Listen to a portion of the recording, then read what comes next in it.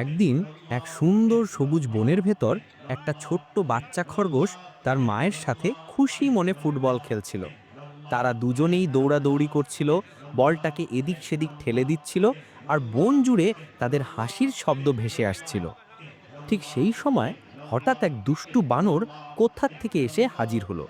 মুহূর্তের মধ্যে সে ফুটবলটা ছিনিয়ে নিয়ে দৌড় দিল বনের গভীরে। এটা দেখে ছোট্ট খরগোশটি ভয়ে আর দুঃখে চিৎকার করে কাঁদতে শুরু করলো। তার চোখে টলমল করে জল ভরে উঠল। সে ছুটে গেল তাদের প্রিয় বন্ধু পান্ডার কাছে সব ঘটনা বলার জন্য। পান্ডা খুব রাগে গর্জে উঠল। তারপর পান্ডা বানরের হাত থেকে ফুটবল আনার জন্য বানরের সাথে লড়াই শুরু করলো। তীব্র লড়াইয়ের পর পান্ডা সেই দুষ্টু বানরকে হারিয়ে ফুটবলটি ছোট্ট খরগোশটিকে ফিরিয়ে দিল। কিন্তু তবুও ছোট্ট খরগোশটির কান্না থামল না, কারণ তুমি এখনো ভিডিওটিতে লাইক, কমেন্ট আর সাবস্ক্রাইব করনি।